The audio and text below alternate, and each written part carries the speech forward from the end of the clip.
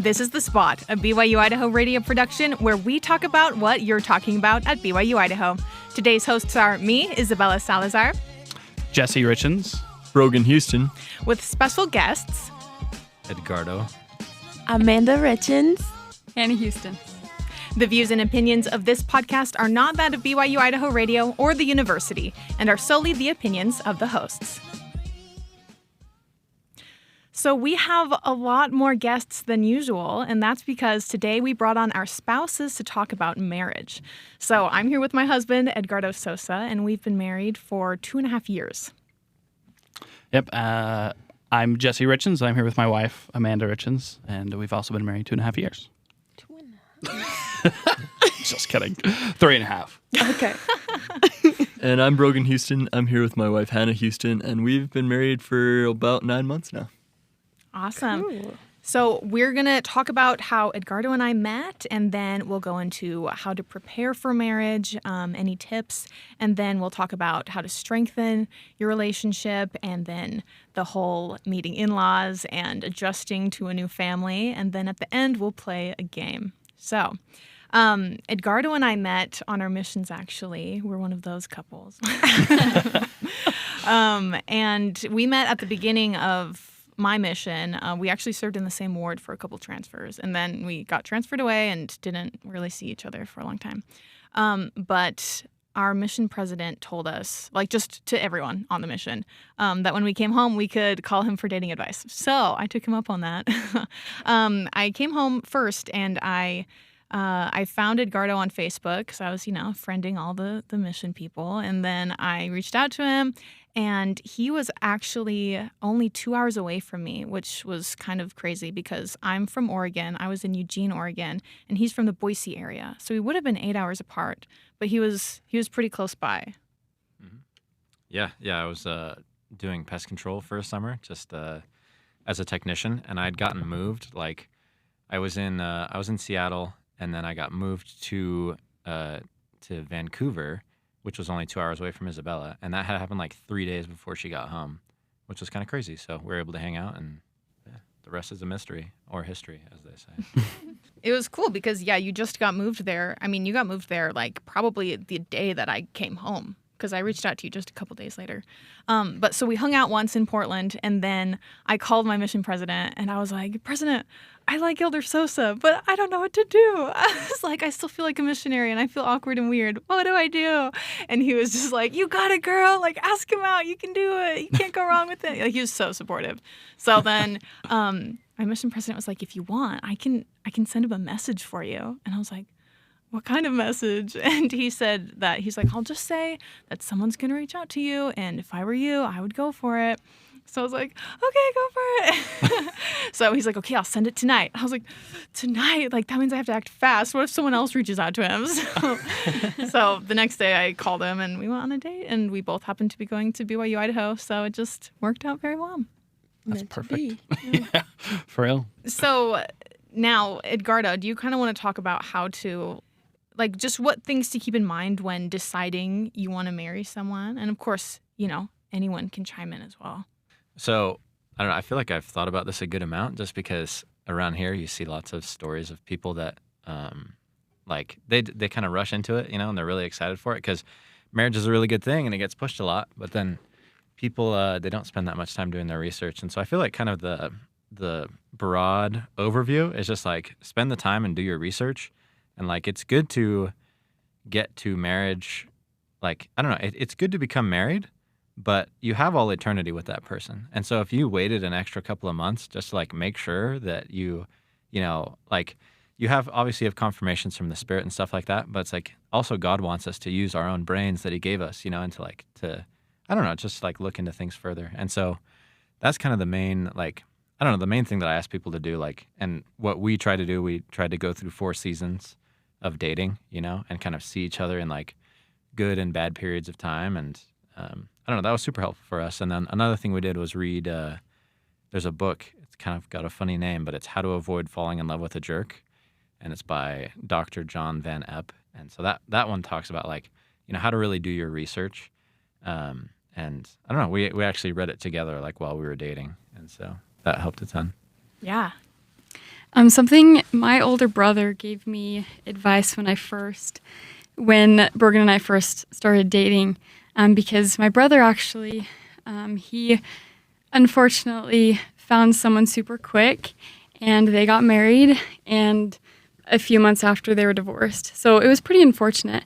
But the thing that he told us was just spend as much time as you can with that person, because he didn't really know how she worked. He didn't know how she functions. He really felt like he was left in the dark with that one. So his main thing was definitely try and get to know the person as much as you can, spend as much time as you can, go to the store with them, figure out those types of things. So, Yeah. Another piece of advice that I like, I heard it from someone, I can't remember who, but just kind of like doing things with that person, basically like hanging out with like children or whatever, I don't know. Just finding things where they're put in different situations. That way you know how they like react. Like you said, going to the grocery store and everything.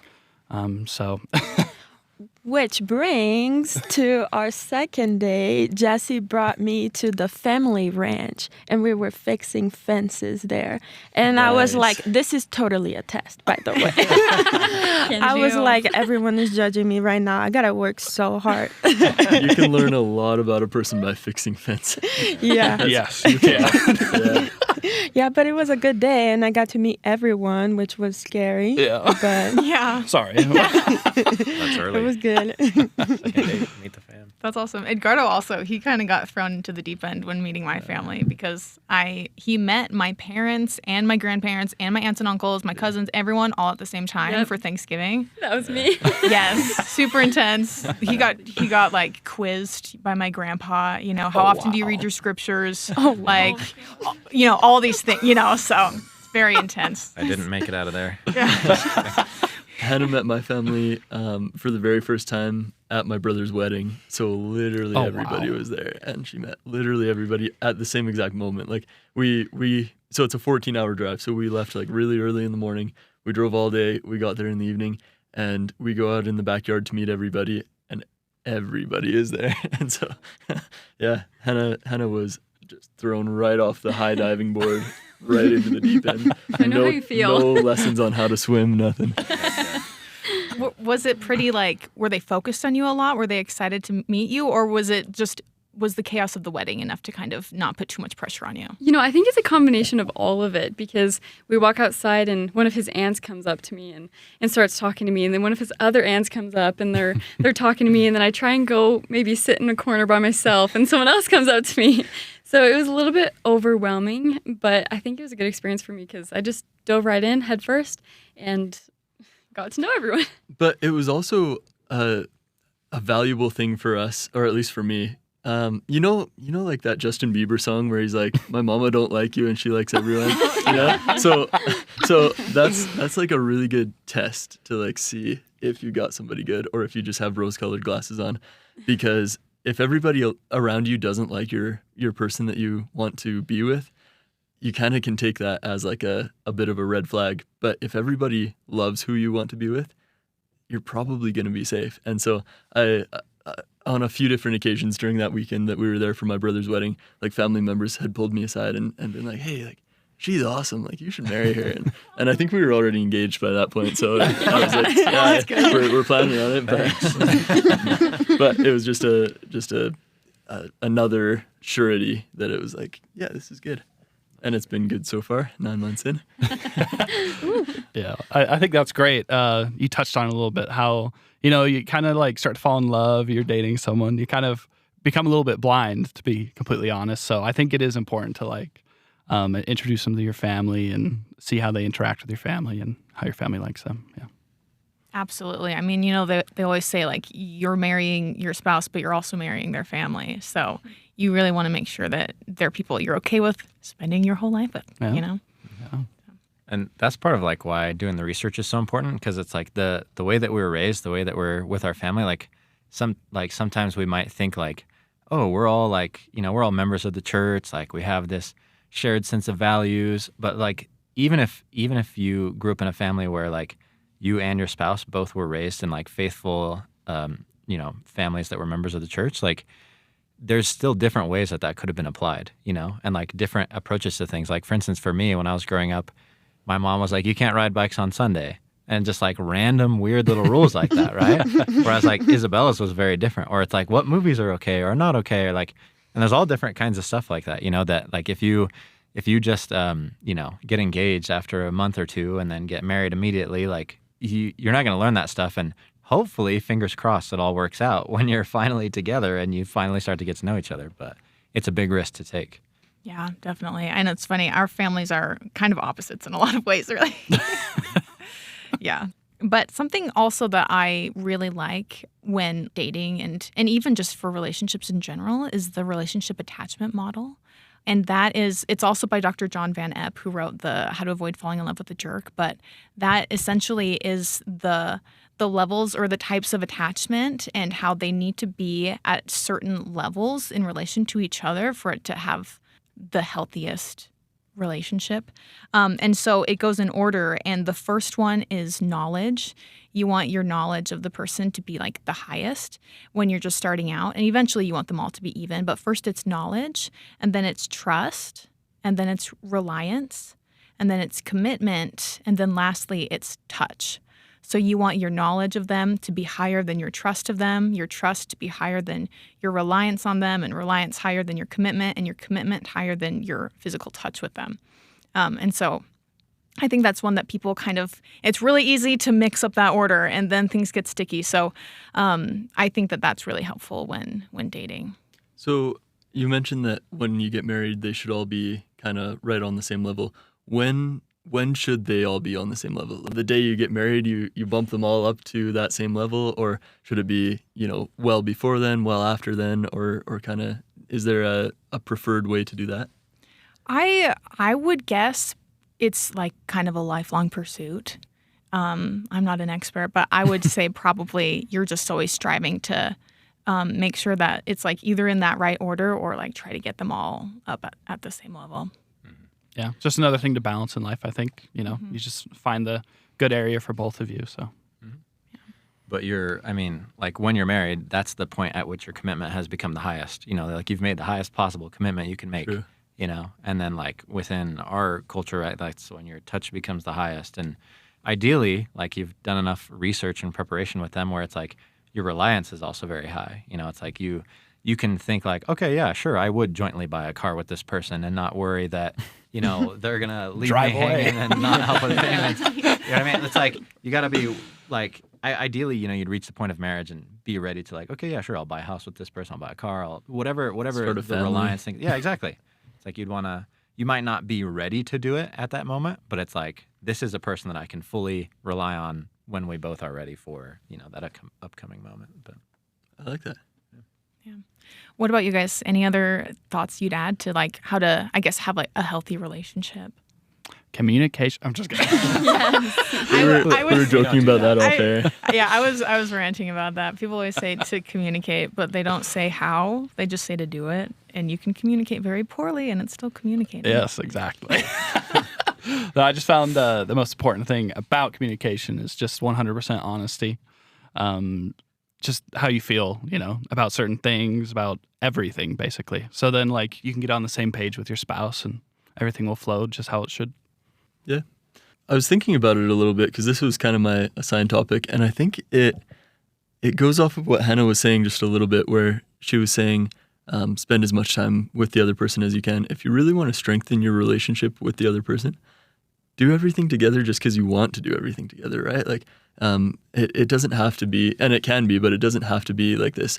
Every Thursday night we go for date night, and no matter what, we always do date night every Thursday night. It can be that, or it can also just be your recharge time is when you're together and maybe you're just watching a show, or maybe you're making dinner together, or doing some fun activity or something like that. But if you can make your recharge time the time, or if you can set your recharge time as a time that you are together with your spouse, then you'll just become so much closer. Does that make sense? Mm-hmm. Yeah. Okay. And I think one of the biggest things too is when you get married, the most important person, the most important thing in your life is your spouse, not social media, not video games, not all these other distractions. So your biggest distraction is your spouse, and it's not a distraction, it's your person. So as long as you put them number one, you will for sure strengthen that. There's no way to diminish that if you're putting them number one. I think when we first got married, we realized we had so many differences, and that was so interesting. Tell us. But just like, first of all, I'm from Brazil, Jesse's from Utah, so there you go. There's just a big difference Enough there. said. 2 exotic locations. Yes. But yeah, there were just lots of cultural differences, or the differences, how we were raised, things like that. And compromising for me was a big deal because I always thought it's my way or the highway. Or like, I'm doing this and it looks right. So like, why is Jesse not doing that? So I got a lot to learn with that, especially in the beginning of our marriage, and just realizing like, okay, he can do that this way and I can do that my way, and we're gonna be fine. Mm-hmm. Yeah, that reminds me of a term called differentiation, which is something that really helped me, especially in the beginning of our marriage, because I really, like, I'm into certain things, he's into other things, and I was like, I want us to be into the same things. Like, I'm like, why don't you like this thing that I love, And so that was just a little hard for me at first, but I learned about this term, differentiation, and it's essentially balancing the drive for individuality with the drive for togetherness. And so I think for me, I wanted us to be like so united and like the same person that I felt like I couldn't freely pursue what I wanted to pursue because he didn't like it. Not that he's always been supportive of my interests completely.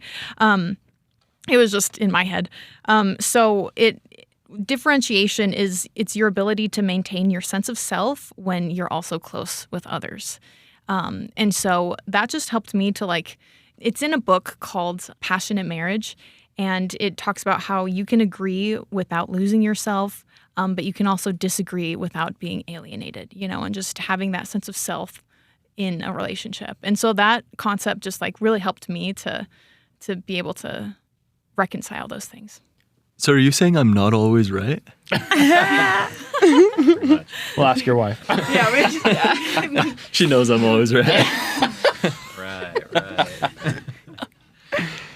And with what Isabella was saying, like those kind of 2 things that come to mind for me as well, just like things to do for a successful relationship, but it's like similar to differentiation. That's just like the idea of independence in general, and then also respect. So with independence, like it's tricky because like, there's those competing forces of like togetherness and individuality. But something about independence, it's like some people that I know that I've met, they think that marriage is going to be like this thing where it's like, I'm miserable now, but once I'm married, that will fill the hole in my heart and I will be happy, and that will take care of everything. But it's like, if you're miserable now, you're just going to bring that to a marriage, and then you're just going to be miserable with somebody else. Like having a partner isn't going to like suddenly heal all of your wounds. It's like, so there's value to like being able to like, before you're married, it's like being able to just be happy on your own and just like be okay with yourself, and like, just be okay with like, I'm an individual and I like what I like and I know what I want. And so I think that's a huge thing. And then the second thing that I'll just say real quick is respect. So there's a guy that I really like, Mark Manson. He's written a couple of really well-selling books. He was a blogger. So before he got married, he surveyed his audience and he got 1,500 respondents to get back to him. And he was basically asking, he's like, anyone that's married, tell me how long you've been married, and then tell me what's the key to success in marriage. And he was like, there's an interesting distinction, like when you look at age cohorts. So it's like people who've been married 0 to 5 years, people who've been married 5 to 10, 10 to 15, 15 to 20, and beyond. And he basically said that like when you got into the 5 to 10, people were all like, oh, communication is the key. But when you got to people who were married beyond that, 20 years plus, they all said that more than communication, respect is the key. It's like you could have times when you're not communicating in the best way, where like you might even yell at each other or scream at each other or something. But if you lose respect, that's when all hope is lost. Because when you lose respect, you're like seeing them as like, you're seeing them as an enemy or as like someone who's not worth reasoning with. And so even if you get mad and you kind of yell or something like that, as long as you always have in your mind, like, this is someone who's worth reasoning with, someone who has like a well-functioning brain that I should respect and talk to respectfully, like that the people who were married the longest said that was the key, even more than how you communicate. But anyways, those are the two. I think we can just end the podcast there. That was so good. Drop the mic. Mark. Yeah. Anything else to add on that? I'm looking forward to your book coming out. Oh my gosh. Ripping off his Next ideas. spring. Yeah. So now you guys have very interesting experiences with in-laws, kind of opposite. Jesse and Amanda, first, can you tell us a bit about Amanda, you're from Brazil. You're from Utah. Like, yeah. what's that like? So it's very interesting. It's not like, I would say the majority of people don't have kind of like the relationship that I have with my in-laws. We love each other. I call them mom and dad and everything. But they do live in Brazil, and there is a language barrier. I don't speak Portuguese, but they do speak a little bit of Spanish, so we can communicate a little bit. But again, we have respect for each other.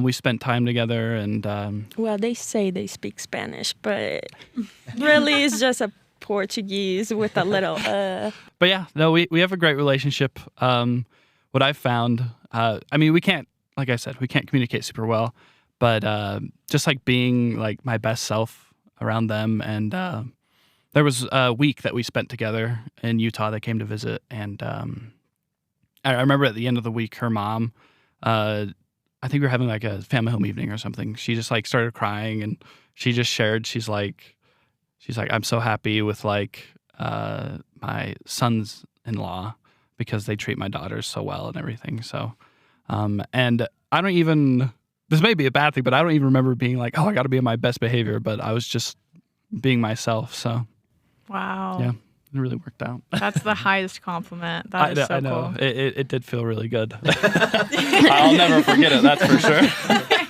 I loved it. yeah. And they are very different people than us, just because they're old. No, just kidding.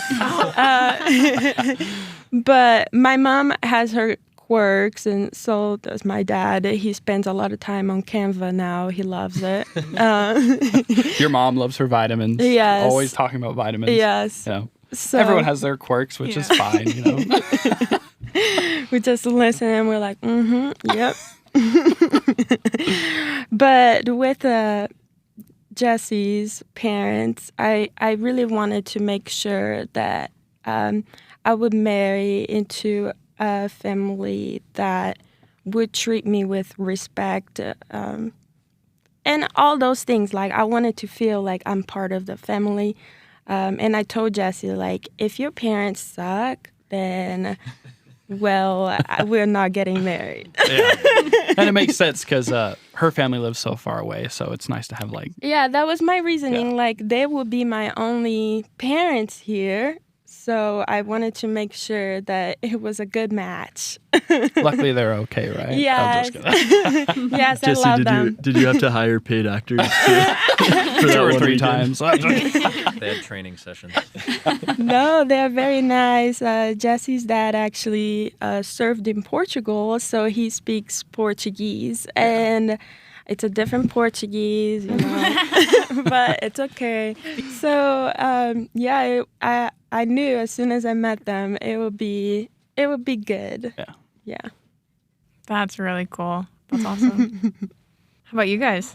Yeah, so we have a similar / opposite experience as well. So I'm from Western Canada, and so it's also a different country, which comes with slightly different cultures, not nearly as stark as the difference between Utah and Brazil, but and Hannah's from Colorado, so just different countries. So in that way, we're the same, kind of. Just that there's different cultures and a large distance between. The difference, though, is that we spent an entire semester living with my parents in Canada, and so it was a good opportunity for Hannah to get to know my parents to get to know Hannah, Not as well just as my his parents. siblings. Yeah, his siblings, his everyone else that lives in Canada. Yeah, our little nephew that had just been born a couple months before we got there, and all that. So it was a really good experience. The only thing that's unfortunate for me is that now my family loves Hannah more than they love me. So, but that's not a bad thing. I think everybody loves Hannah more than they love me, so it's fine. Well, the thing too is we had a unique experience to actually live with his parents for like 6 months. Or how long was it? 4 months? Yeah, like 3, 4 4 months. And that whole time, kind of what we've been saying, I feel like there were 3 really big things that helped me gain a good relationship with our in-laws, or my in-laws. One was be willing, be respectful, and be yourself, kind of what everyone's been saying. And I was pretty much stuck with them. I didn't want to get pulled over and them, talk. I don't know. Just the whole time we were there, I feel like I was stuck to the house. And so because I was working like every day, Wow. and then Hannah was at home babysitting the baby. Really, is what she's doing. Yeah, and his parents both work from home, so every time they had a break, they'd come in. So I feel like I was one on my best behavior, but also second, I felt like I really got to know them and who they were. They would ask me questions, I would ask them questions. I'd be really respectful of their space, their time, not take too much of their time, just all those things. And kind of when you're stuck with someone for so long, you really get to know them. So would you recommend it, like living with your in-laws right after getting married? I definitely would. I don't know if it's because his parents are amazing, but it's really nice to, like, once you're respectful too, you kind of humble yourself too. So you're not putting yourself above them, and you're not like, oh, like, why do they do stuff this way? Like, that's so annoying. Or you're really just like, you know what? Let me just live in their space, be humble for a minute, and learn of them. And that way you really get to love them and respect them. Yeah, that's really cool because that's such a unique situation, and I'm sure that really just like fostered that respect just from the beginning. Like you kind of had to at that point. So I think that's cool. Plus the free food, I bet was Right. nice. Seriously. I was gonna say, good way to save money. Yeah. No, and that's why we did it. Was just not the free food, not the free food. Yeah. Go back and save money. And, Right, yeah. Because I can't work off campus here. Yeah. Just Can't make more than international $9 laws an and hour. stuff. Yeah. But yeah, it was productive in many ways, financially and relationship wise, I guess. Yeah, that's cool. Okay, well, we have a game, and it's a kind of who knows their spouse better kind of game. So we've got some fun questions and we've got some serious questions. Let's start with the serious questions. All right. Okay, and this isn't super serious, but the first question is, what has been your spouse's favorite date? The first thing that comes to my mind is it was like really shortly after we started dating. It was probably like 2 or 3 months after we started dating. Hannah invited me to go to this concert with her in Utah, and she had bought the tickets before she even met me, like a year prior, hoping that by the time the concert came, she'd have somebody to go with. And so it worked. Maybe that's the only reason she agreed to go out with me in the first place. I don't know. But To go to a concert with you. but we went to this concert. It was in Utah, so it involved like going down for a big drive, and we stayed overnight, and we spent the whole weekend together, and it was really productive to get to know each other more than just the couple hours a day that we see each other after school. Like it was really good to really get to know each other, and we had a really good time. And I don't know, I think that was a fun time, a productive time, and I'm going to use that as my answer for Hannah's favorite date. And we were also with other people, so we got to know each other and how they react with other people in a close setting too, not just each other. Because I feel like for however long it was, 24 hours, you can be on your best behavior, but you're also around other people. So you're talking with other people, you're interacting, and I think that was also a good, I don't know, what we were talking about with, making sure that they're the one. But yeah, that was definitely my favorite day. There you go. He was right. All right, 1 point for me. Nice. There was one that we went on. So when we were dating, we were apart for 4 months because I was working again over the summer. And so Isabella came to visit me, and we went in Seattle. Like, we went to Pike's Place Market and like a bunch of cool Seattle stuff. I think I imagine that you liked that one. It was okay. Just cool. kidding. Yeah, it was great. That was such a fun weekend. Yeah.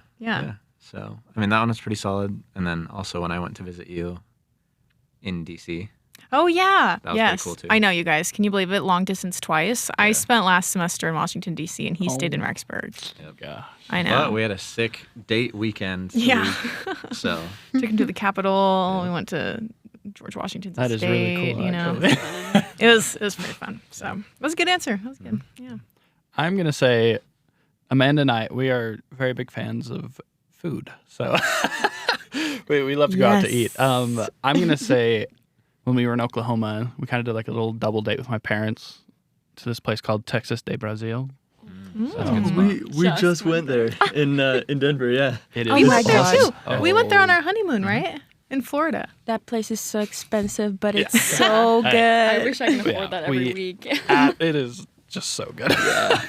Anyway, am I right? Yes. Oh, good. Oklahoma's got some good food. That's where Yeah. we're at. Yeah, we served in Oklahoma. That was our Oh, mission. Yeah. Oh, Which mission? The Oklahoma City mission. Oh, the only okay. one. Yeah. What part of Oklahoma were you in?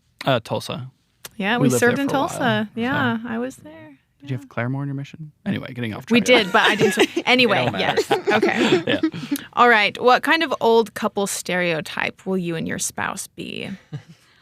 You could be like the sweet old couple, the couple that argues a lot, the cranky couple. Hannah's gonna be the grandma that like everyone loves. That like everybody's gonna call her grandma, I can or see like or like Grammy or something like that. I don't know. And That's cute. yeah. That's you too, though. You're Yeah? also going to be that grandpa. Okay. So we can be like the old couple that sits out on the porch on our rocking chairs and has the grandkids running around. And, We would totally be the watchers. Yeah. Yeah, okay. Like seeing everyone have fun and I don't know. Yeah. He'll just generally be adorable. okay. Yeah. Well, Hannah guaranteed. But we'll see. That's cute. I've always found it really funny, the old man that's like on his porch with his cane, get off my lawn, but I know that won't be me. So I just think it's really funny. But I think same thing. I think I'll just be like a really nice old man. I don't know. I'm not. I'm going to get all our grandkids to toughen up. Really? Well, I'll still be super nice to them, but I'll probably have like a time period where it's like, all right, you got to do hard things. I'm going to make you do some hard stuff. Respect. You'll probably nag me and we'll tease each other. Yeah. It'll be great. I was going to say that you'd probably like build stuff for our grandkids. Yeah. But I'll make them do it with me. Okay, And yeah. then they'll complain. I love and they'll it. get a splinter and I'll be like, it's all right. Womp Pull it womp. out. I like it. I'll make them do challenging things. There you go. I'll pretend to be curmudgeonly. I won't actually be, but I'll put on that front every Yeah. once in a while. That's funny. If your spouse were to commit a crime, would they get away with it? I would say that you would plan it so well that you would get away with it, but I don't know if your heart could go through with it. Like, I think you would plan so well that you could get away with it, but I think you'd be so afraid of not getting away with it that you just wouldn't do it. Would I just turn myself in or something? Maybe. That's funny.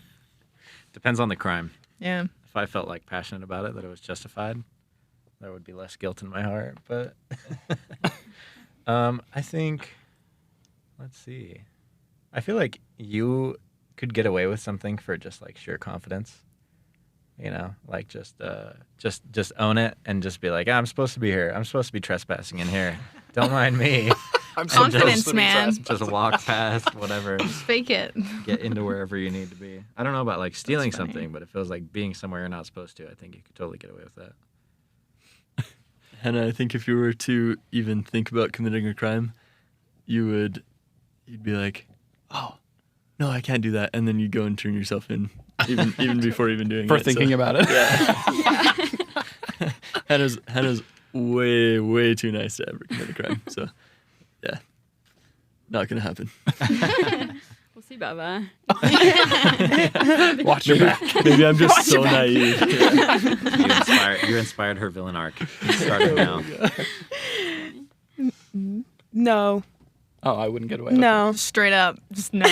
Because of incompetence or because he's a good person? Thank you, Isabel. I know. I'm just trying to clarify. I don't know. I think there will be too many holes in the plan. I think So it is incompetence. it's just our ADHD it's just gonna take us down. And I think we got too nervous too. So yeah, we'll probably do something stupid. No. We've watched enough of those crime shows, though. Who knows? Yes. We might be able to plan good enough. I'm just kidding. Use the icicle. Yeah, same thing. Probably not. There you go. No, you're not getting away with it. You'd get really nervous, I feel like. So. Yeah. Right. So if any of us is ever on trial, the rest of us can present this as evidence that we're all good people. Yeah. None of us were Well, except for us. Yeah, these two over here. I know. It was nice knowing you, Freedom. Yeah. What about your spouse inspires you? I think I'm nicer now that I know Hannah. So that part of it, she's inspired me to be nicer, I think. That's really cool. Just how kind she is. Again, same thing. Like, she is just super kind.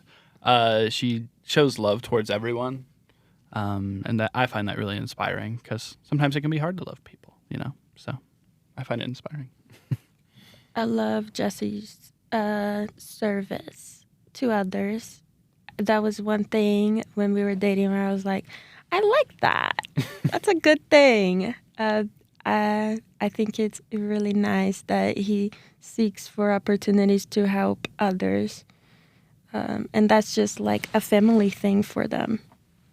Yeah, I love that. I have kind of similar feelings for Edgardo. He's very generous and very caring. He cares so much about his family and is always, trying to think of ways he can serve them and just like be a good brother and a good son. And it really helps me want to like be better for others. So, yeah. Yeah. And I like that Isabella pursues opportunities that align with her interests. Like, for instance, she wanted to go to D.C. for the internship, and I still had to work and be here to do school and stuff. And like, I don't know, I was inspired by that and like very supportive of it and wanted her to go out and, to do that thing, even though it's kind of unusual, right? It's like we're married and we're going to be apart for 4 months, and it's not for the military or something real serious like that. And also Isabella's very individualistic. Like when we were dating, I was always trying to figure her out. Like I was like, what's the pattern? Like how do I figure out exactly what song she likes? And I was trying to find like what bucket to fit her in. And I was like, oh, if it's not in the top 40s, then she'll like it. And it's like, oh, it's not quite that. Like, I don't know. And so I always tried to kind of figure out, it's like, what kind of boxes could I put her in? But she's very, I don't know, she just likes what she likes. And it's very rarely affected by external things for that. Whereas I'm a little bit more easily swayed by kind of maybe what's trendy or what's really popular, So I like that. She's an individual. Thanks. He is generous, and I leave him for 4 months. And, And I love it. Another thing for me is, or I guess I haven't said anything yet. So something for me is Brogan is really passionate about certain things. And I feel like I'm passionate about like everything so much that I don't really do a lot with those passions. But his one passion is hockey, and he will give everything to hockey. And I think that's amazing, and it really inspires me to be more passionate in the things that I like to do. well, thanks so much, guys. It's been great to hear your stories and get advice. You've been listening to The Spot, a production of BYU-Idaho Radio. Today's hosts were me, Isabella Salazar, Jesse Richens. And Brogan Houston. with special guests. Edgardo Sosa. Amanda Richens. Hannah Houston. The views and opinions of this podcast are not that of BYU-Idaho Radio or the university, and are solely the opinions of the hosts. This episode was edited by Jesse Richens. Producers were the hosts, with supervision by Brandon Isle. Our theme music is Finding Happiness by DJ Quads, and The Perpetual Ticking of Time by Artificial Music. To listen to more episodes of The Spot, like and follow us on social media or visit our website, byui.edu/radio, and click podcasts. Be sure to subscribe to the BYU-Idaho Radio podcast wherever you get your podcasts, and leave a review of the show and leave a comment on what we should talk about next.